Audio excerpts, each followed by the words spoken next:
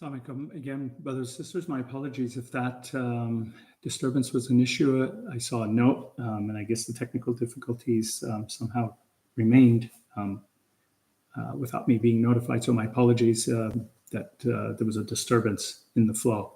But I'll get back into where we perhaps left off, which was around the cognitive behavioral therapy and obtaining therapist support as you go through this process. You shouldn't have to go through it alone, and you need specialists that can help you.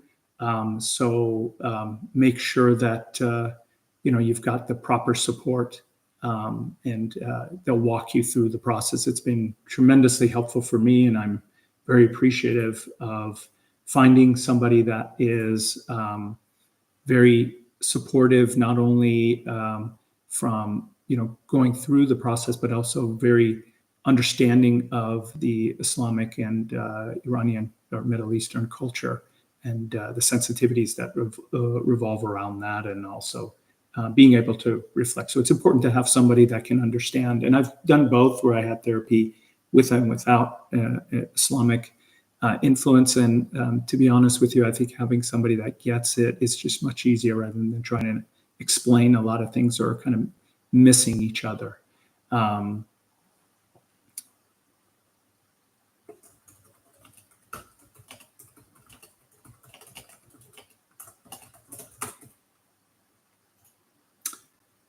Okay, so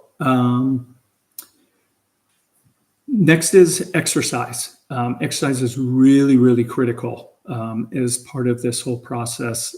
You want to make sure that you are definitely exercising plenty and burning off energy, but also more importantly, being outside, being in nature. This could mean a blend of both exercising just by walking, which is what I do, at least walk 3, 4, 5 miles a day. You could do fast pace, you can do mellow pace, just being outside, ideally being in nature, seeing green, hearing birds chirp. Try not to talk on your phone while you're walking. Be mindful. I think that's really important. The other part of it is take in nature. Sometimes I'll listen to podcasts, or I'll be listening to Quran or lectures or what have you. But a lot of times I'll just go out and walk and do my exercises. And it's a good test and just leave my phone at home and just go out and just be with nature. And that is really, really critical, I think, for you to be able to understand, what Allah has given us and be mindful. But it also keeps the distractions away, so you can focus on the task ahead, which is the task really is for you to mentally engage with nature and detach yourself from the world and be kind of in solace. If you think about back in the days of the Imams and the Prophets, they didn't have these distractions, so they were very mindful all the time.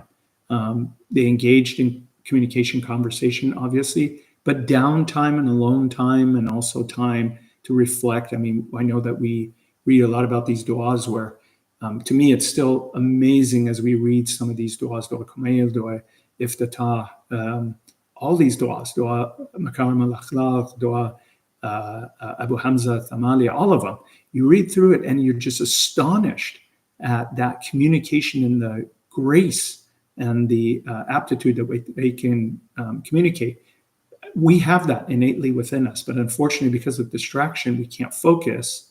And as a result, we can't be mindful and be in the moment and be with our families and even within ourselves and reflect within ourselves and communicate within ourselves. So really, really important to put this into practice. This will help overcome a lot of anxiety and depression and a lot of the issues that we deal with on a daily basis in this world, and especially in the climate and in the arena that we live in. And then the other part of it is, and we'll delve deep into this, is eating a balanced diet. So your diet, supplements, very, very important in the recent years. there's been a lot of data that talks about the gut-brain connection. So I know I posted a question that was kind of and I think everybody got it right. So I posted the question whether anxiety is just in your brain, and everybody astutely identified that it is not. And that's exactly correct. That there is a relationship, and I think something like in the 80s, might be 85% of all the hormones and everything gets released actually comes from the brain. Comes from the gut.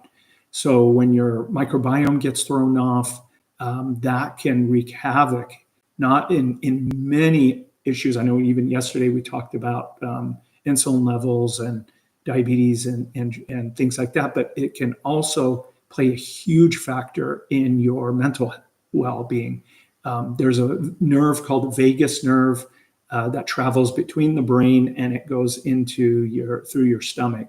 And so there's a very strong connection there. And the microbiota, or the microbiome that's in your stomach, the good bacteria, as well as the other kinds of microbes that are in there, keep everything in tune and release. And again, it's the beauty of Allah and how everything is created with such beautiful perfection.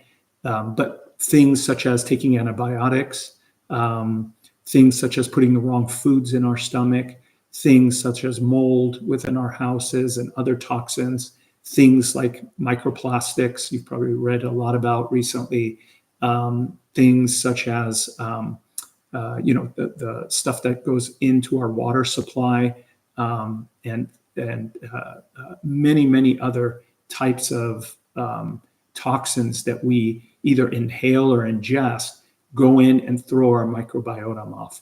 One of the big things that has been published recently is on the overabundance of overuse of antibiotics. I personally used to take them. I personally refrain from them now, unless it's absolutely 10,000% necessary. Otherwise, it can have significant impact and long-term damage to your overall well-being as well as your mental health. So making sure that you're taking care of your stomach, feeding it good food, and keeping away toxins is really important. And every once in a while doing a detoxification process. And what better than the month of Ramadan to go through that detoxification? I think we talked about it extensively on the first day, the impact that has. And we also talked a little bit about it yesterday, is that there is a reviving or refreshing of our whole system, including our microbiota. So really, really important to make sure that you're feeding. And we're going to talk quite a bit about that. Social support, very important. Don't isolate yourself.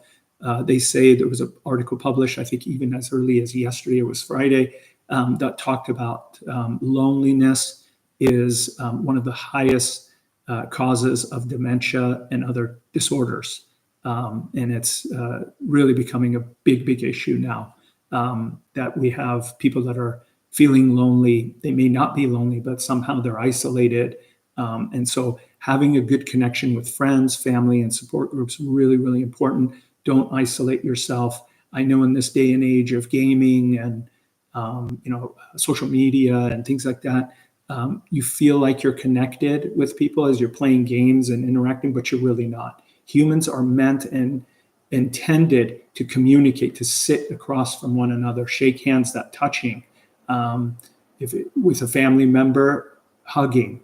That there's so much benefits recently published on just touch and hugging, whether it's with your spouse, a mother to their children, grandparents, aunts, uncles, all that, even within siblings, things like that. It's amazing the amount of endorphins and good hormones that get released. Things like oxytocin, which is a good hormone. In fact, people take heroin, cocaine, all these things to release oxytocin to make them feel good.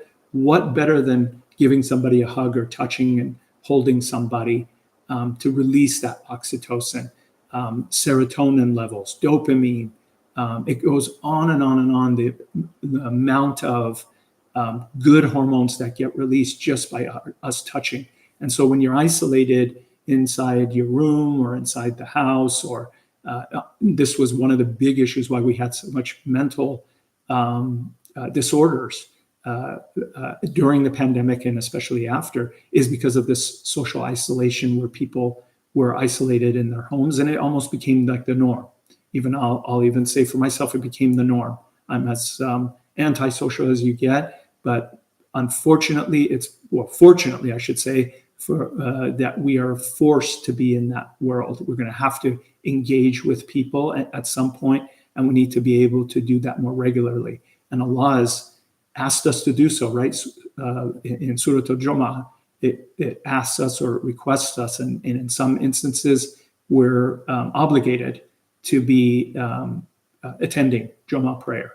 And that means you leave your home, you leave your work, you leave your school, you leave everything else within capacity, of course, and you attend just for that hour, 30 minutes, 45 minutes, an hour, whatever it may take, for you to engage with people, just shaking hands, hugging, making eye contact, communicating, helping and supporting. That social interaction is tremendous. And in the Quran, as it tells us, what good you do for yourself, and what bad you do for yourself. So if you do good, you're really helping yourself. And by you helping other people in these social interactions, you're actually helping yourself. So again, very, very important, along with all these other aspects that we just talked about. And just as a side note, if anybody missed it, non-sleep deep rest that I talked about as part of coping strategies, physiological sigh, 4-7-8 breathing, any of those, progressive muscle relaxation, deep breathing, mindfulness. There's many things on YouTube you can search. There are apps like Calm and many other apps out there. I personally have a couple of apps for breathing that I use. I know Andrew Huberman, which many of you probably know, is big into non-sleep deep rest or yoga nidra.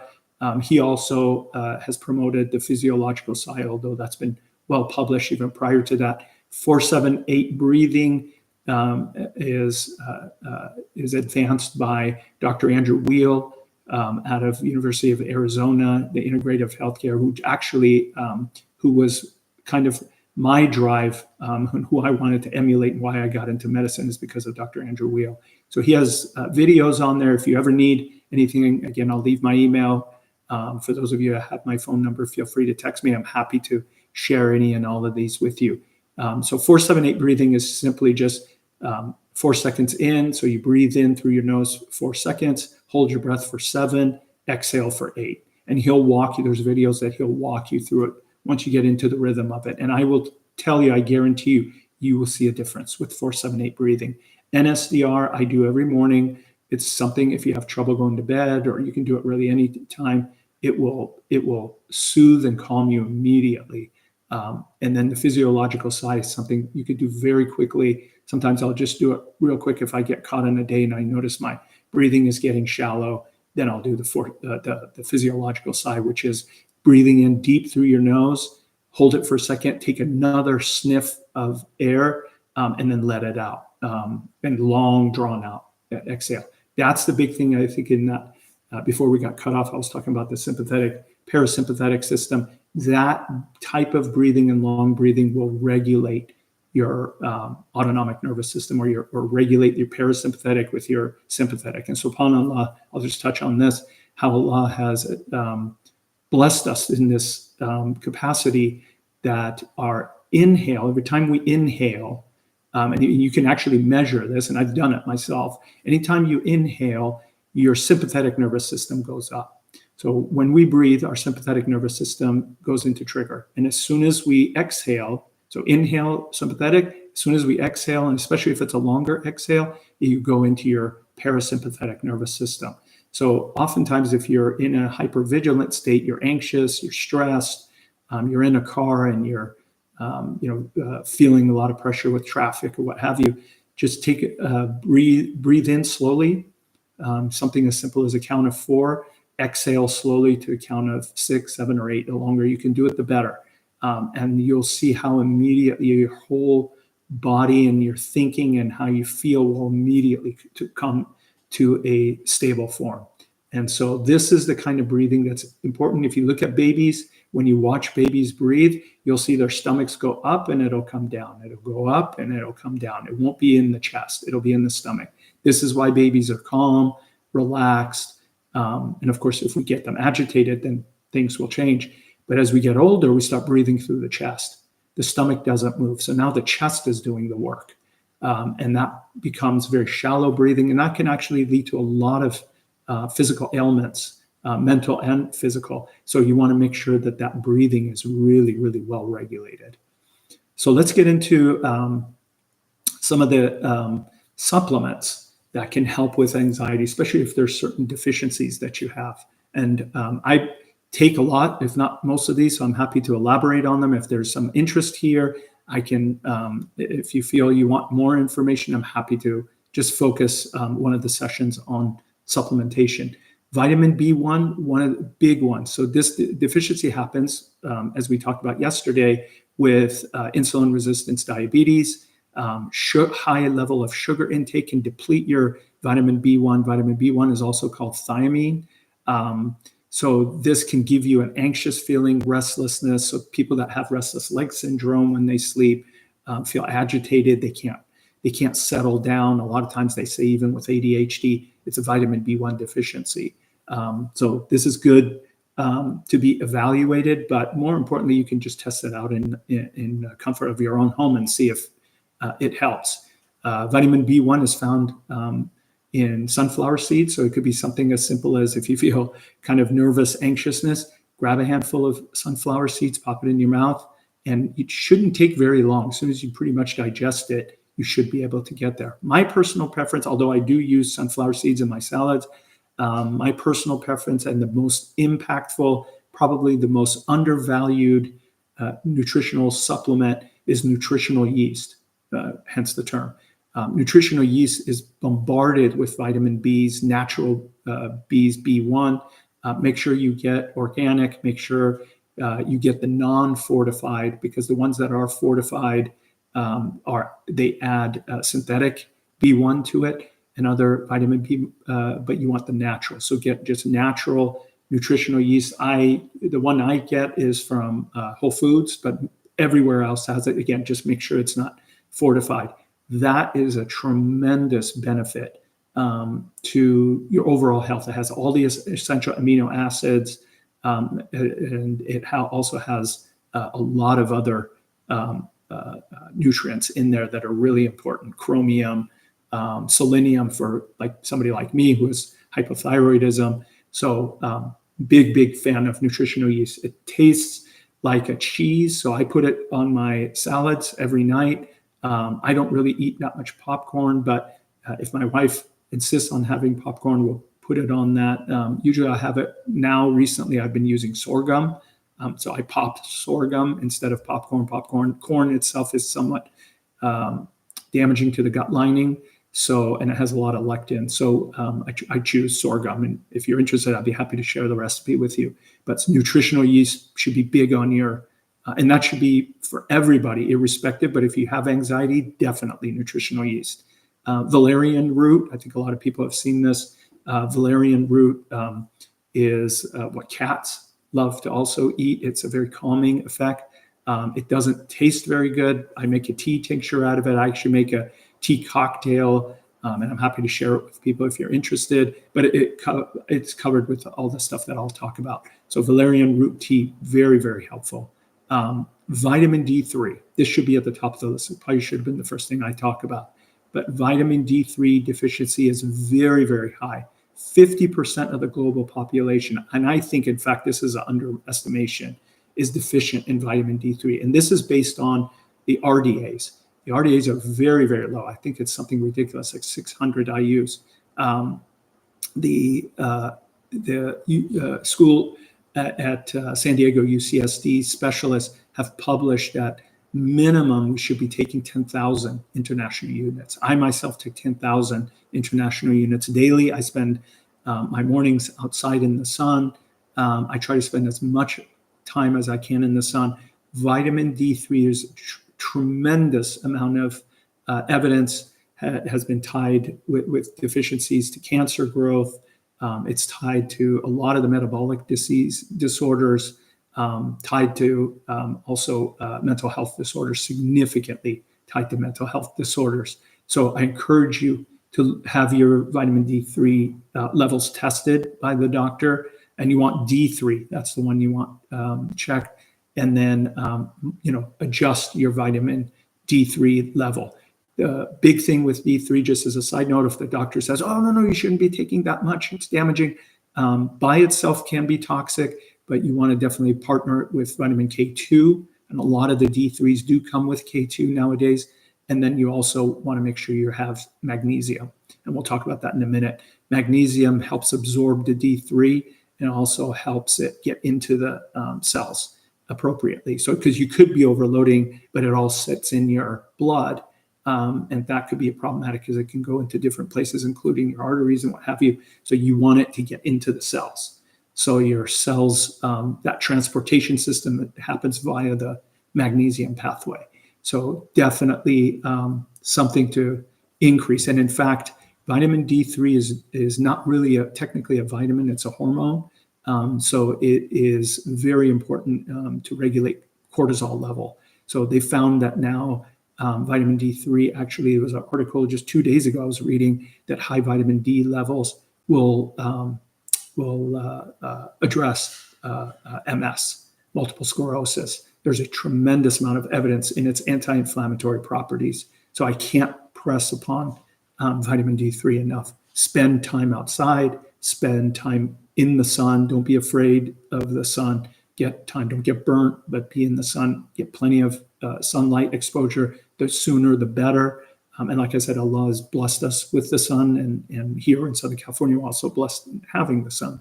So take advantage of it. Omega-3 fatty acids, very, very important. This is your fish oils, your fish, salmon, sardines, anchovies, mackerel. The smaller the fish, the better. The larger the fish, you get less omega-3 fatty acids. So you want to try to stay, although salmon's an exception. I myself eat salmon at least twice a week. Sometimes I'll throw in anchovies or sardines into my breakfast or my lunch. The other thing I do is I take cod liver oil every day. So they have the cod liver oil, make sure that it's good source. I get the one that's from Norway, and I take that every day. That has vitamin D3. It has omega-3 fatty acids in perfect proportion, and it has also vitamin A, natural vitamin A in there as well, which is really important. The other thing to make sure that you're taking is adaptogens. This has been a game changer for me. So adaptogens help you adapt to stress. These could be things like, you've probably heard ashwagandha, rhodiola rosea, and maca root. I take all three of these. Ashwagandha, they recommend anywhere between 250 to 600. I myself take about 500 milligrams per day, sometimes up to 1,000. If I've had a lot of stress, such as if I play intense soccer, which is a very stressful situation, or I've had a stressful day at work, or some other stressful event, then I'll up it to 1,000. But typically, sweet spot is right around 500 milligrams per day. And there's a tremendous body of evidence with ashwagandha, and it's decreasing of the cortisol level, putting you into a state of relaxation. Rhodiola rosea is another one. I take this personally before I go to play soccer or before I do some intense workout. So what I do is I take rhodiola in the morning before I go, and that is a very strong adaptogen. There's no harm in using it every day. In fact, the Russian military used to use this back in World War II, and a lot of the athletes use rhodiola rosea as well. And there, again, tons of literature related to its impact and its efficacy in terms of brain function, as well as bringing more calmness and tranquility to your body, and also reducing inflammation. So I take rhodiola rosea in the morning before an intense workout, and then I take ashwagandha after, which then gives it a double whammy. And then maca root. Maca root dose is fairly high. It's about 1 to 2 grams per day. but there's been a lot of evidence. This is the Aztecs or the Incas, I think, used to use maca root. It doesn't taste very good. I put it into my shakes in the morning. So I'll use maca root into my shakes if I'm making a shake, or sometimes, very rarely though, I'll put it in my coffee before I go to play sports or before I do an intense workout. Another one I highly recommend for everybody, regardless of whether you suffer from mental health issues such as anxiety or not, is creatine. Creatine gets depleted as we get older, especially after the age of 35, 40. So this is really important for muscle growth. Protein synthesis is something that we lose over time. Helps you with strength because we lose all that strength as we get older. And it actually has been proven to help improve brain function. There's been a lot of recent science around creatine and its impact on anxiety. So very cheap creatine monohydrate is the form that you want to take. And typically it's about 5 grams per day is what's recommended. They say sometimes you can go higher and then taper down. I myself take 5 grams every day. Put it into water. You can have it as part of your electrolyte supplementation in the morning. You can put it into your coffee. You can put it into or tea. You can put it into your shakes. If you're having like a protein shake, you can just have it with water. It tastes very bland, so you won't notice a thing. But that creatine is really, really important, especially in the recent years with all the publications. The big one, probably second biggest after vitamin D3, is magnesium. It's been a game changer, again, for me, for my sleep. So magnesium glycinate is the form that you want to take. There's also threonate. All the other magnesiums are not going to get through the blood-brain barrier, so they're not going to have effects for mental issues. Those are more tied to digestive issues such as constipation, or if you have muscle cramping, or if you have other type of disorders like paresthesia, things like that. That kind of magnesium, the other magnesiums like carbonate or oxalate, those forms. I personally don't recommend taking those because it can disrupt your stomach and you can end up spending a lot of time in the bathroom unnecessarily. So magnesium glycinate does not have that effect, has a very, very high potency getting through the blood-brain barrier. Threonate is also great. Actually, that's the one they recommend for people with Alzheimer's, but threonate is quite expensive. And I've tried them both, and I haven't really seen, for me, a big difference between the two. So my suggestion is magnesium glycinate. Thorn has one that I've used in the past. It's a little bit sweet because it does have monk fruit in it. There's another one that I use, and I can recommend it if anybody's interested, but just, it's available everywhere. Just make sure you get one that doesn't have sugar. So the 3 things I think we might have talked about, or if not, I'll just reiterate it or iterate it now, one is monk fruit is okay. Stevia leaf is okay. And then most recently, there's been publications quite a bit on the effectiveness and efficacy without the risks of sugar spikes and insulin issues with allulose. So any of these 3, if you find them within your supplementation, you're in good place. Ideally, you want to have none of it, but if they have those, that's okay. Stay away from any other sugar, alcohol, or sugar substitute beyond those 3 that I mentioned. Another big one, actually, a lot of studies have shown, is L-theanine. L-theanine is in green tea. So I drink a cup of matcha tea every morning. Even during suhoor, I'll have my matcha tea, and it does not give me jitters like coffee does. It doesn't amp me up. It actually gives me very calm and cool and relaxed day. I'm alert, but yet very calm. So L-theanine is very important. You can get the supplementation, use it at night before sleep. It does wonders. Anytime you feel anxious, you can use that. It is an amino acid, so you can find it in amino acid supplementation. But green tea is the best place you're going to find it. Another one that has some research, I haven't seen tons, but there is some evidence that kava, or kava that they call it, Kava, increases dopamine, and so that can release anxiety symptoms. Maybe worth trying. I have not, but there is publications out there to support it. When we talked about valerian, Another one, interesting within the Iranian community, I know a lot of Middle Easterns use, is saffron.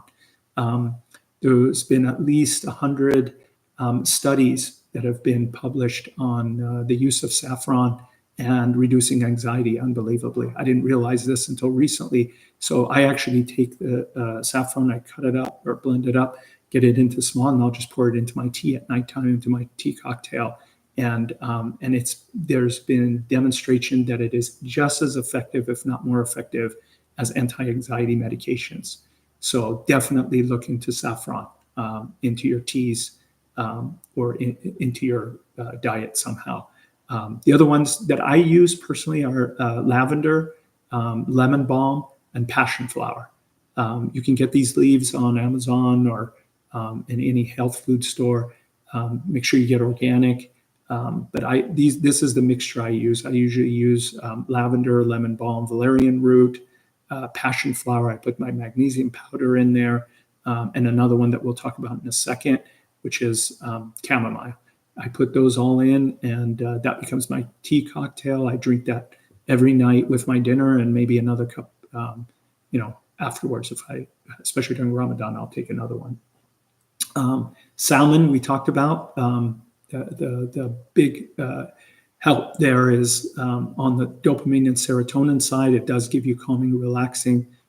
There's been study upon study about vitamin D supplementation. There was a meta-analysis that was done, and another study that looked specifically at salmon used 3 times a week. And they found that people that ate salmon 3 times a week over a 5-month period had less anxiety than those that were eating chicken, pork, or beef. So it has a big, big impact. So I highly encourage you. Even when I went to saw a psychiatrist, he recommended using that after my concussion. So I highly recommend it.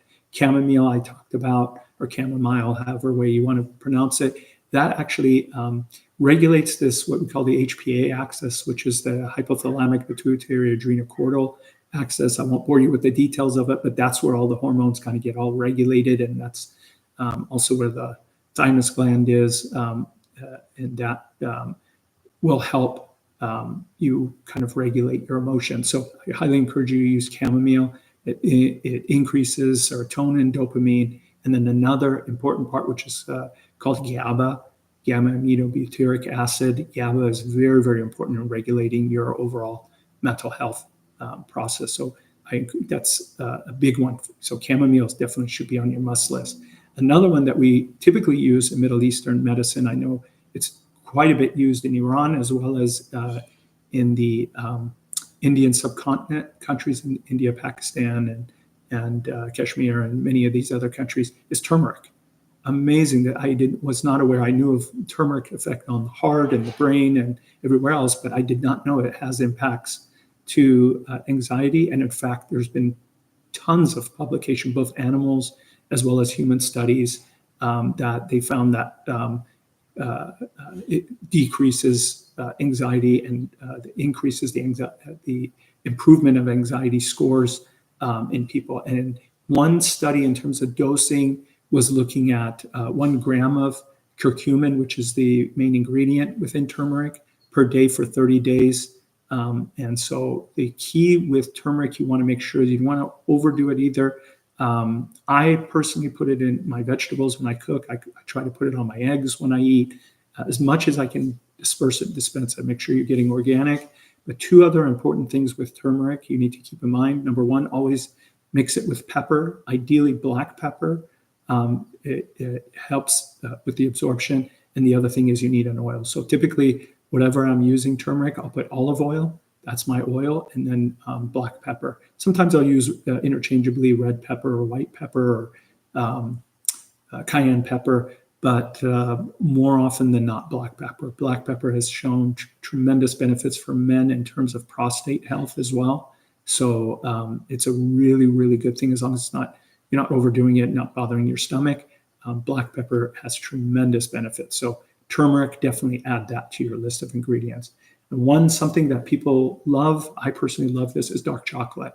The higher the cacao or cocoa level, the better, because the higher it is, the lower the sugar. So I personally myself use baking dark chocolate, which is 100% dark chocolate. Most people have hard times. We have to kind of graduate there. It is bitter, but I love the taste. And their recommendation typically in terms of anxiety and helping, and there's been a lot of research done with dark chocolate in terms of depression as well as anxiety, is about 1 to 1.5 ounces serving at a time. That's what they've dosed it as. So if you look in the baking aisle, you'll usually find just pure 100% dark chocolate. Another big one that's helped me and I highly recommend is some sort of probiotic. Remember back at the beginning of my lecture, and hopefully you were able to catch it, the microbiota in your stomach gets messed up, and that could throw off through the vagus nerve your mental health. And so, feeding the good bacteria through the probiotics really important. I don't personally recommend taking over-the-counter type of either prescription, non-prescription probiotics. Stay away from the little drinks that have a ton of sugar in there. I'd stay away from the pills. If anything, go into the refrigerated section, make sure there's no sugar, but you rarely find it. I personally have found greater benefit using either grass-fed, grass-finished, or pasture-raised yogurt. And you can go full fat, low fat, depending on your preference. Kefir is one I choose. Last night I had a glass of kefir, and I usually use goat kefir. I put goat kefir, maybe some berries in there, maybe some nuts like walnuts or pecans. I'll put cinnamon in there, cardamom powder, and then I'll mix it up and I'll just drink that. That was my dessert last night. So I love it. It tastes great. So kefir is very potent probiotic. Sauerkraut. I also eat this in the mornings. Sauerkraut or kimchi, which is just fermented cabbage. And then another one that you could use too is cottage cheese. I use that probably maybe once a week or twice a week at most. I'll do cottage cheese with either fruit, or I'll just do cottage cheese by itself. And that is also fermented, so that also will help the gut-brain axis. There's tremendous amount of literature, and there's a lot of work being done in this realm. So I highly encourage you to partake. Green tea we talked about. One thing I did want to also mention, if you do decide to use green tea, or you like to use green tea, matcha is preferred, sencha is okay. Try to stay away from like the Lipton tea bags and things like that. I'm not quite sure what's in there, and you want to really get the good stuff. So this is where you want to kind of splurge and get maybe the ceremonial type of matcha tea, and I just make it at home. Don't put milk in there. I know they have the matcha lattes. Stay away from the milk because that does neutralize some of the benefits, such as EGCG, which is just an antioxidant that's in there. It's great for fat burning. It's great for cholesterol. It also controls blood pressure. But really here we're talking mainly about the L-theanine to help you with the GABA, the dopamine, serotonin. That's really the key. Oh, what I was going to say with green tea is ideally, if your stomach can tolerate it, what they've found is a 20% more benefit when you take it fasted. So that's why I take it in the mornings, while I'm having suhoor. And so that would be something I would highly recommend. Almonds and nuts in general are very, very good. Almonds, you just have to be careful. The skin does have lectins. So if you can try to get almonds and peel the skin, I would highly recommend you do so like they used to do in Iran, and maybe they do it in other countries. Soak it in water, then it's easier to peel it off. Or if you can find the Marcona, which is the Spanish almonds, those are automatically with the skin taken off. So if you can get that, almonds have tremendous vitamin E and healthy fats, as we talked about, to help with the brain function and anxiety. In fact, there's been tons of studies. One study, actually, the one that stood out in my mind, was 3,172 adults. This was particularly for males, that they found a 66% decrease when they used almonds. Now, I have to say for the women out there, they didn't see that same effect, but I don't think there's any harm in using it again, as long as you're taking the skin off. Blueberries are tremendous. They have a lot of flavonoids, vitamin C, which is really, really important. And then they found in one study where they gave adolescents, wild blueberries, and they found that they all their reports of depression and anxiety improved. So blueberries, definitely add that to your list. Eggs, I know this is somewhat controversial to some.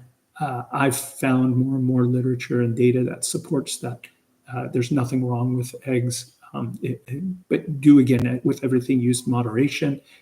Please use pasture raised. Cage-free isn't good enough. Organic means nothing. Most of these will have problems with omega-6s and things like that. So the darker the yolk, the more yellow the yolk, the healthier it is. But be careful, because sometimes they can put stuff that can make it artificially look brown or white. Makes no difference in terms of the benefits. So either one that you get is fine. But eggs have tremendous load of tryptophan in there. And so you want to definitely be using, this should be your ideal meal if you suffer from anxiety. Eggs are definitely something to be partaken. Another one is turkey. In fact, when I not the country, but the food has a tremendous amount of tryptophan, which is the precursor to serotonin. So you have 5-HTP that turns into tryptophan. Tryptophan then gets converted into serotonin to help regulate your mood and your mental health. And so the turkey has a lot of tryptophan. This is why they say, they think that, what happens when you eat turkey when you fall asleep? It's the serotonin, you're being calm. Your body's going into a calm state through the tryptophan. So I would highly recommend, if you have children that are suffering from anxiety or they have ADHD and things like that, switching them over to turkey, staying away from like chicken and things like that, and trying to get as much as you can pasture raised. And most turkeys are. Chicken, not so much, but turkeys are mostly, you're going to find it. So I would encourage you to use more turkey than anything else. Meat and dairy products have the amino acids that we need. Two things I caution here. Number one, make sure that it's organic. Number two, grass-fed and grass-finished. Both, anything you get, whether it's meat or any of the dairy products, such as yogurt, kefir, cottage cheese, anything, cream cheese, anything that you get that has dairy in it. Make sure that it's either pasture raised or grass-fed, grass-finished, and also organic. Very, very important. Because otherwise, all the bad things that you hear about meat and dairy and all these things in the publications and by your doctors and in literature and in the media is all tied to the non-grass-fed, grass-finished. So it's somewhat biased. These are mass-produced. The cows are abused, unfortunately, and it's just very inhumane. So going grass-fed, grass-finished, where these are eating strict, and you'll notice it when you eat the meat. If you eat a meat, to eat a steak or a burger that is grass-fed, grass-finished versus non-grass regular, you'll see the difference. It might taste better with non-grass-fed, grass-finished because it has the marbleization of the fat, but you'll feel the difference in texture. It'll be hard when you eat grass-fed, grass-finished. You got to get used to it because you're going to be chewing, but that's because it's all pure non-fat. It's much, much healthier, and your absorption is better. You're not going to need to eat a whole lot more. Chia seeds, there's some articles that do boost omega-3 fatty acids, which help with anxiety. There's evidence that there's lectin in chia seeds, so you have to be careful about how much you take. And then citrus foods and bell peppers have been also, because of the vitamin C, to be helpful. So I know I went a little bit over, and I apologize that we had some technical issues. So I hope that helped provide you some guidance on what you're dealing with. You've got many different angles you can attack this through food, diet, supplementation, and other types of things like breathing, exercising, mindfulness, socialization, and other aspects of your life, including this blessed month where you're spending time in dedication and worship of Allah subhanahu wa ta'ala, and getting that connection, I think, will be also helpful in calming and easing some of your anxiety issues. Again, as always, I'll continue to say, anytime you have any questions, please let me know. There was a question that was posed Is there a way to determine the quality of ashwagandha products since there are so many options available? Fantastic question. Personally, I've done my research that I've done is the one I actually get is from Costco. I've looked at it. It is USDA organic. It is also Costco goes through, I know my cousin works through Costco, and they go through a very rigorous, onerous assessment of supplementation. Although I've found some that they have a lot of sugar, so I'm not saying that everything there is healthy. In fact, my amount of stuff I buy at Costco is very limited now. But there is an ashwagandha that they have there. So I would recommend that one. That's the one personally I use. There's other forms, so I would look at the credibility. So I would look into who is the manufacturer and look at their reputation online. I would do a research. I know I've done a lot of work. Momentous is one that's is great. They are a supplement supplier. They're somewhat expensive. Thorne, Thorne, is one that I've used. They also are very credible, and I know that they have very extensive FDA kind of rigor type investigations and auditing that's been performed there for their supplementation. So you want to look at those things. And anytime if there's ones that you see and you want to shoot it out to me, feel free to let me know. I can do the research for you or help you in deciphering. But again, in terms of ashwagandha, the one I like is the pills that I get from Costco, and you should be able to find those pretty easily. But again, if there's ones that you see that you want to bounce off, feel free. And I'll, again, for any of those that aren't here, I'll put it in my email into the chat. So you can feel free to email me anytime. If there's no other questions, and I know that you answered the questions, so kudos, everybody got 100%. So as you've learned today, it's a multifactorial condition. So please, if you do suffer as I do, please make sure you follow up with your doctor. Be relentless. Make sure that they do test other things like your magnesium levels, your vitamin D3 levels, the vitamin B1 and other vitamin B levels. Make sure that you start conservative and then go more aggressive. And what I mean by that is start with your diet. See if there's something in your diet. First get your blood checked. Make sure you're not insulin resistant, diabetic. All these other vitamin B, D, C, A deficient. And as long as everything is good there, then I would suggest going the food supplementation route, like we talked about, some of the vegetables and fruits. And if those don't get you where you need to be, then add supplementation, such as rhodiola, ashwagandha, other type maca root, creatine, all that sort of stuff. Although creatine, I'm a big fan of, again, irrespective. If you're younger, don't need it so much. If you're over the age of 35, I highly recommend adding 5 grams of creatine every day to your diet. It'll be a big boost. And then if you have anxiety, you definitely should be adding it. And then breathing techniques and what have you. And then last resort, and of course, goes without saying, cognitive behavioral therapy, and goes from there. If you're not getting to the end point, then you can start talking medication. But I think you got a lot of steps in between here and there. You could get there very easily. So again, I wish you all the best. Apologize that it ran a little bit long. Inshallah, it was very helpful for any of you. I wish you all the best with the lowest level of anxiety and other mental health disorders in this blessed month. And know that whatever you're doing in this month is exactly what God was prescribed for you to do to help your overall health, mental and physical. And inshallah, I'll see you all next Friday. And if there are, again, any topics that you'd like to cover, please let me know. May Allah bless you. I will keep you all in my du'as, as I hope you keep us in your du'as. And I wish you the best as we prepare for Layal al-Qadr, and may you all have a blessed iftar. Assalamu alaikum wa rahmatullahi wa barakatuh.